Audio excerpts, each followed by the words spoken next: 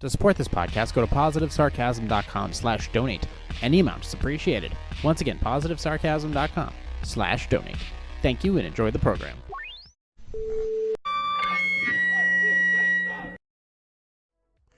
Hello, welcome to the show. The affiliate links are in the description down below. Welcome to the Q&A podcast. If you have any questions, concerns, or comments, go to positivesarcasm.com for anything PS related. If you have questions, concerns, you can hit the contact section of that page. Like, subscribe, share, donate, positivesarcasm.com/donate. Any amounts appreciated. Other ways of contacting me is through my Instagram at @positive_sarcasm if you have questions, concerns, or requests there. Facebook.com/POS Sarcasm, and this is available on YouTube under Positive Sarcasm Podcast. It's on Rumble also at Positive Sarcasm, and then the audio version of this platform is available anywhere where podcasts are available, including Spotify, iHeartRadio, TuneIn, Podcast Addict, and of course Substack. The affiliate links down below are for financial and mental health purposes. So if you are looking to get a jump start on some of your individual finance goals, there is the Webull app, which will give you an IRA option, cash management, free stocks when you sign up, and an array of other options. And then, of course, if you want to diversify your apps, there is what is that? eToro. eToro, I believe, gives you $30 free when you sign up. There is also the Moomoo app, which I will eventually put a link to as well in the description down below. Just little ways you can gain a little extra cash during this quite ever-changing year of 2024. If you're looking for therapeutics, when I mean therapy, I mean like mental health counseling. There's a link for BetterHelp.com down there, just in case you need to talk to somebody. There is also a Lifeline.org link there, and some wellness guides also near the bottom for Mel Robbins and Dr. Jordan B Peterson, if you are looking to get into some of that stuff as well. Dr. Peterson is currently on tour. So check your listings at, I believe, jordanbpeterson.com for all his places he's going to be hitting near you. So we had tried Dear Abby on Wednesday for a bonus episode of this podcast. So we're going to be returning to dig.com. The goal of this podcast is, of course, to basically reach across the internet to see what individual concerns, questions, and worries people have going on in their daily lives, see what they're dealing with, try to understand their situation, answer it as best as possible given the situation, and see what translates, because when people ask these questions, there's usually a small portion of it that has also something to do with maybe what's going on in your life as well. So maybe you could take not all of the knowledge from the entire request, but maybe some of it will also translate to your own life so you can make better decisions going forward. So that being said, we are going to return to dig.com this week to source out the Q&A. And once again, if you have any questions, concerns, or comments, you can reach me directly, positivesarcasm@outlook.com. And if you've reached me before through your natural channels, are more than welcome. All questions, concerns, and comments are welcome. Friends, foes, heads, shoulders, knees, and toes. Sip of water, and let's go ahead and get into the first question, which I think is going to be quite the interesting one.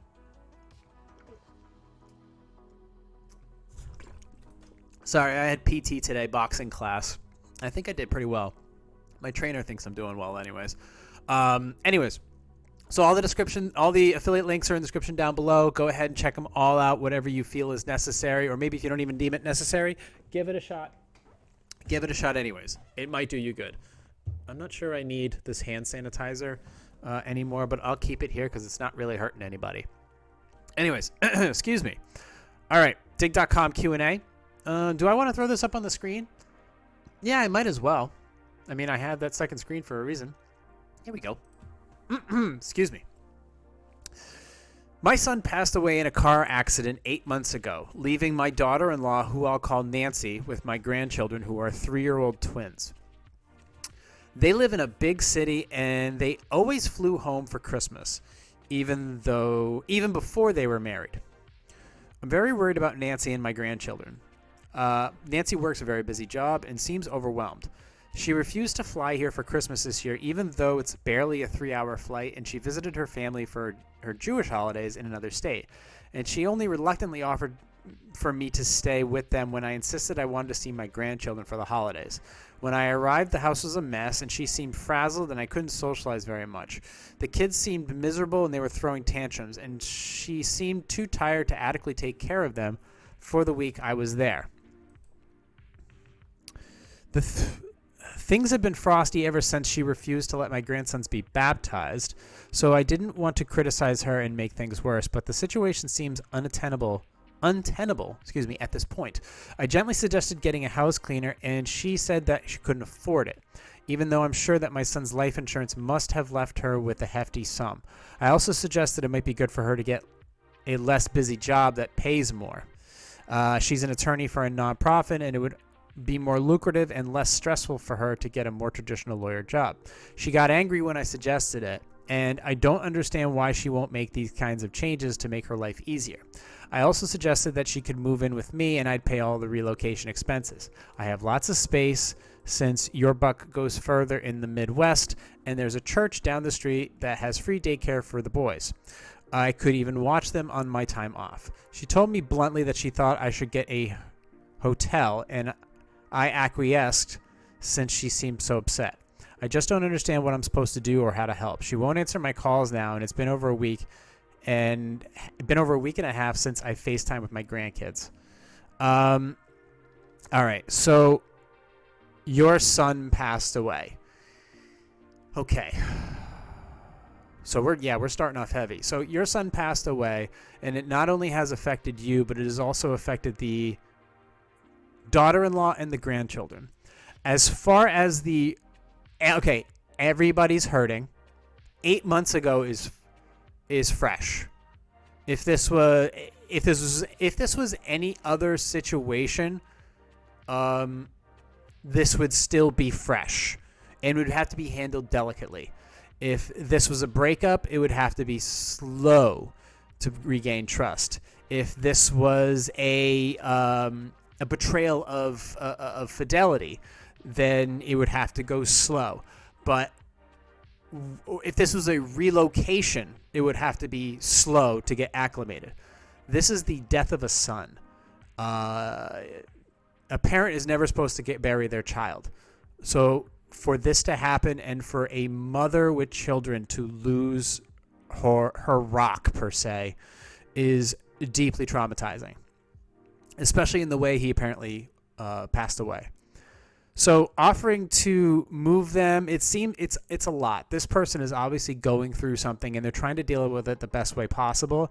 And I think all you should be doing, besides you shouldn't be making suggestions. You should just be offering support. And you mentioned a couple things which I have questions about. So your daughter-in-law is Jewish, and she used to visit for Christmas and stuff like that. Okay, that's fine. Let's see. Things have been frosty ever since she refused to let my grandsons be baptized. All right, that seems like a real sticking point. Why are you suggesting that they get baptized? Because, first of all, if she's Jewish, why would they be getting baptized? That seems like a very personal family preference that you maybe should reconsider. Just so you folks know, Jewish people don't get baptized. They get bar mitzvahed. So you're suggesting that they basically go a different route religion-wise is obviously going to ruffle some feathers, especially, and you didn't mention when you suggested that. I don't know if you mentioned that before the death of your son or after. Before would be bad. After would be far worse. That shouldn't even be on your mind. It shouldn't be something that you should be bringing up at all. And then you making suggestions about how she should live her life right now is not good. I guess let's just put it that way. She doesn't want to speak to you because you've made some really poor suggestions. And you obviously did not get the hint when she refused these things and didn't want to do certain things and forced you to stay at a hotel. yes, an apology is in order, and you just need to say, hey, I understand that my suggestions and my reaction to things have been inappropriate, and I just want to be here to support you. You are going through a ton, so whatever you decide to do, you have my support. You are my daughter-in-law, and that's it. And obviously, whatever your daughter-in-law decides to do, maybe she decides she needs to start dating again or get married, or she just needs time to herself. She's trying to figure things out. You can only be there to support her. And that's it. That's really all you can do, because this is probably one of the most traumatizing things she's ever had happen to her in her entire life. She doesn't have her partner anymore. She doesn't have her support. She has children that are without a father, which is absolutely terrible.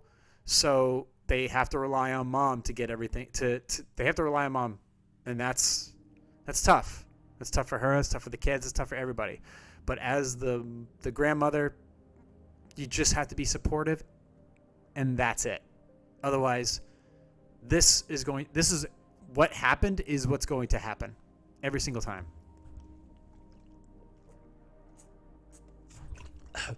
Boy, I'm thirsty today. Okay, let's move on to the next one. Frosty. Okay.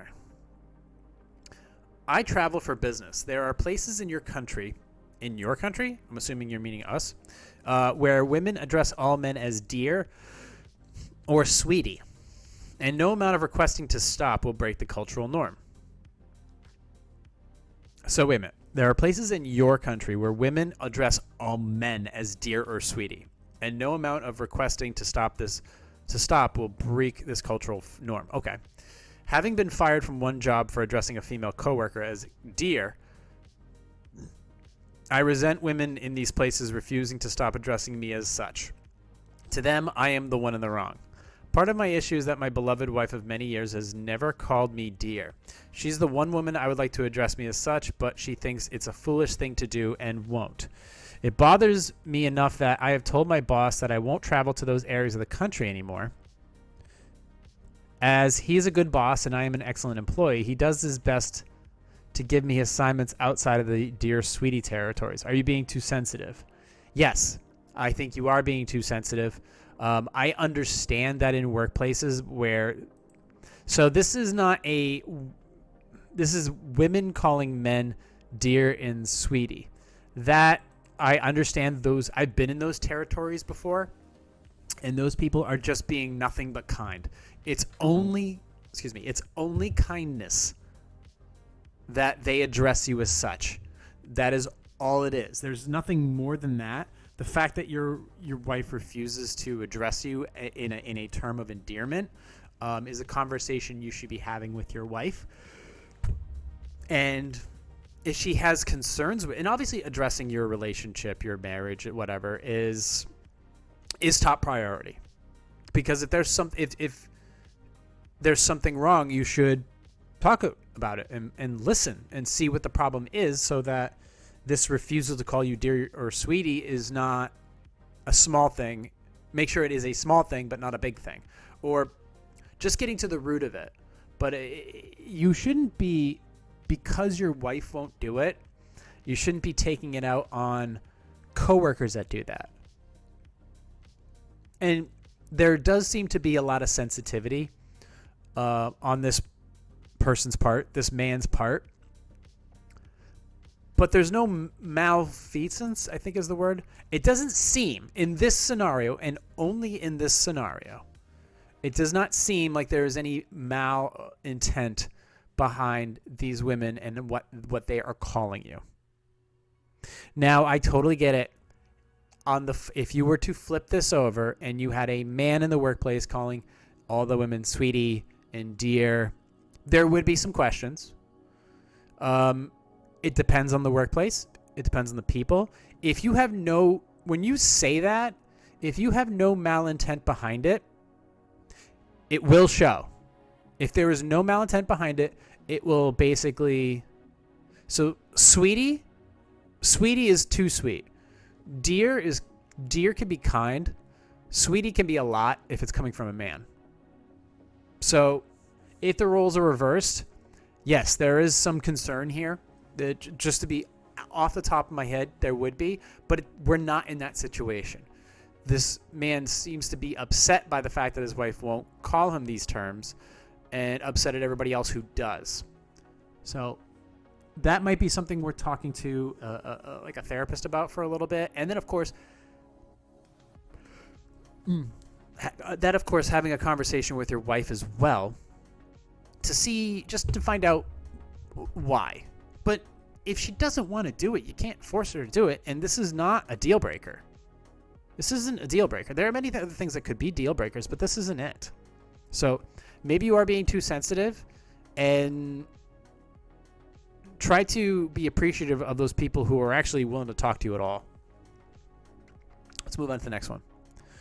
I've been with a small business for 20 years, handling office duties as the secretary and bookkeeper. The owner, an elderly man who has peculiar habits and is paranoid about various matters, once misspelled my email address on his phone in 2019. Instead of the correct format, first name at mycompany.com, he added an A. First name, capital A, at mycompany.com. Therefore, when he emails me from his phone, he is mistyping my email address. Despite my explaining the mistake and clarifying that it was saved incorrectly on his phone, as well as showing him that he has been mistyping it, every few months he questions how many company email addresses I have. Just one. He questions how many email addresses I have and accuses me of manipulating the company email settings to create a second secret address.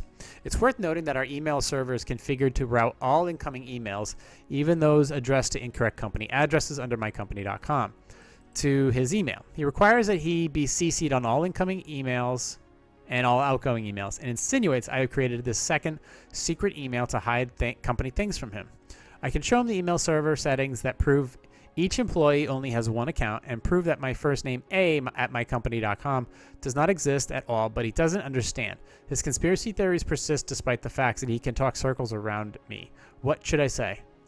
I would update your resume. Lock something in outside of work, and then if you are intent on keeping this job, if this is a job you like, and this is just one minor issue, maybe explain to your boss, look, this thing you keep accusing me of has gone too far. I haven't done anything other than my job. The company email thing is ridiculous. I don't know why you keep bringing this up. If it happens again, I'm submitting my notice. Simple as that. And stand by your word. And make sure you have something lined up. So if you do decide to go that route, you're not, falling on a sword or anything like that. You're not like, oh, well, geez, he called my bluff. Now I'm screwed. So at this point, find the job, tell him to stop, knock it off, fix his phone. And if there's an issue, well, whether you have to put in your notice or he throws you out of the office, either way, you're out of there. No longer a problem. Move on to the next thing. And I think that's pretty much it. People are, at the end of the day, they're only as loyal as their paychecks. So let's move on to the next one. I love to cook, and I've been cooking for family, friends, and neighbors, mostly as a way of thanking them for a favor or for extra help with an errand. I'm handicapped and unable to get out much. Okay. One friend of over 50 years has been a guest in my home numerous times over the years and has taken home many leftovers. I recently mentioned that I was making dinner for a neighbor. She asked what was on the menu, and I told her. Her response, "That sounds disgusting, yuck," followed by a gagging sound. Needless to say, I was hurt, insulted, shocked, and told her so. She did not apologize or try to make amends for her remarks. Since then, I've been having a hard time speaking to her. She had the nerve to ask when we would be getting together again. I cook good, tasty, and flavorful dishes, and to even suggest I would make something disgusting was an insult of major proportions. She has always been outspoken, but this time she went too far. Do I ignore her rudeness, demand an apology, or blow off a 50-year friendship?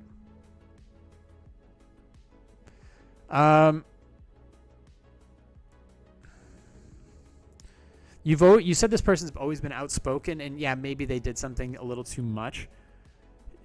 Start by talking to them. Be like, listen, I love having these dinners and people over, and I've known you for 50 years, but that comment kind of bothered me. It really did, and I've had a hard time like looking at you or speaking at you after you made that comment. I'd love to have you around, but that comment really does bother me, and I can't get over it to the point where I'm not sure I can talk to you anymore because of it. And really make that divide known, that problem or that comment really, really bothered you. And if they do fear that they've ruined a friendship, then they will either apologize or tell you to lighten up. But, it's a little comment. It would be an easy apology. It could easily be made. And then this thing could move forward. But if they don't, and they just insist that it was no big deal and that food was disgusting, blah, blah, blah, well, I understand your point of view towards this. But I would start with talking first before cutting off communication. And you may have some validity. I mean, everything else that was made, people coming over and stuff. I mean, let's see. One friend of over 50 years has been a guest in my home numerous times over the years and has taken home many leftovers. Okay, so they do like some or a lot of your cooking. It's just that this time, what was on the menu, her response, she just didn't like it. I don't think it wasn't that they didn't like your cooking. From what it sounds like, at second glance, what it sounds like is they don't like that kind of food, regardless of who's preparing it. So I think that is the sticking point. I don't think it's a reflection on your cooking. This person is obviously very outspoken. They don't like that. So it's not their thing. But you can talk it out and ask them, do you actually like what I cook? Like, do you like the food that I cook? Does it taste good and stuff like that? And it's like, well, why did you say this about this particular dish? Because that really upset me. So there are ways to approach this properly and most importantly, by being honest, and then see where it leads to. Because obviously if they like being around you and like eating your food, I could absolutely see where they would change and improve their thought process. Let's move on to the next one. How many more do I got? I think I got like one or two left. Okay. Is that it? Nope. Mentioned making dinner. Okay. Well, during a family trip with my in-laws this holiday season, everyone gathered, including my wife and her sister, brother-in-law, and nephew. I've never been close to my wife's family. They made jokes insinuating that I'm snobbish due to our differing backgrounds. On Christmas Eve, I found out that there was a planned lunch to which everyone was invited except me. My wife mentioned they assumed, but I wouldn't enjoy the food and decided I'd prefer my own plans. I ended up skipping lunch when they invited me after I was asked about it and booked the first flight home without notifying anyone. Was this an overreaction on my part? So wait a minute. During a field trip, my in-laws holiday season, everyone gathered, including my wife and her sister, brother-in-law, and nephew. I've never been close to my wife's family. Okay, so you've never been close with them. It's fine. They made jokes insinuating that I'm snobbish due to differing backgrounds. All right, so they don't feel inclined to invite you. They don't feel inclined to invite you because they find you to be snobbish and dismissive of them. Well, that's a conversation you should definitely have with your wife, and then maybe have a conversation with certain parts of their family. Because if you did want to actually go, you would show that you'd wanted to go. I know that hanging out with people's families during the holidays can be a little odd or awkward or tough, but as the man, look, you just got to show up and be strong and be supportive of the person you're with and the kids and just the overall environment. because it's not just your feelings and your thoughts and your opinions that are at that dinner table. It's everybody's. It's everybody's. And they're just trying to be together because that's the thing to do. That is the thing to do. So this situation needs a little repair. And I think it's on you to start those repairs, to make those repairs, to talk with your wife, and then having a conversation with your wife and understanding what's going on in her head. And then from there, maybe making some effort to have like some type of relationship with the parents, with the family. That seems like the right thing to do. Anything that seems like the right thing to do, I would encourage. Here we go. Let's do one more. Why do women feel like, whoa, is this how we're really going to end? Okay. Well, might as well just read it. Why do women feel like only a bigger penis can satisfy them?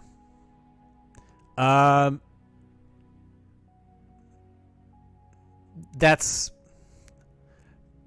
not accurate. That's not accurate. I mean, obviously, if you have some shortcomings, it's perfectly understandable, but you can do a lot with a little. And when it comes to your performance, it's not just that. There are many factors at play. There is how you get into the mood. There are things you do before that moment.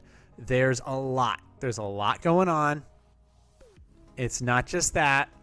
If you feel like you have some performance issues or you're not in shape or something to that effect, then you can consult a physician or you can do some research and be like, okay, I'm this big and and go from there. If you feel like you have like some, performance anxiety, or maybe you're not, the bridge doesn't get raised as quickly or as, properly as it should, well, look, do some research into that and see if there's something that you think could be done to fix that. I know Dr. Rena Malik on YouTube does a lot of, she works like, with urinary tracts and all that type of sexual organs and stuff like that. So maybe just looking up her on YouTube, Dr. Rena Malik, and seeing if there's something going on.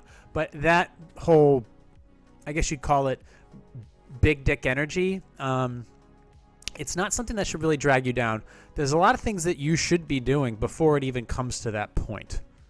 A lot. And most of it starts with being comfortable. Being comfortable and being in the moment. And giving all of your energy and your time and your attention and your effort before that thing even comes out of the pocket. You need to be doing the work before then. Not all the time, but most of the time. So that whole thing about it's a general statement that is not 100% accurate. Don't get me wrong, it can be a bonus, but at the end of the day, it's almost irrelevant. It's almost entirely irrelevant unless you are severely deficient. In which case, there's a different conversation to be had. But not in your generalities that you're asking. It isn't there. The validity is not there. So you asked the question. It was pretty straightforward. I gave you an answer.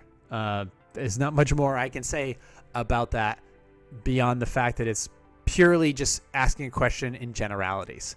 So that's the end of that.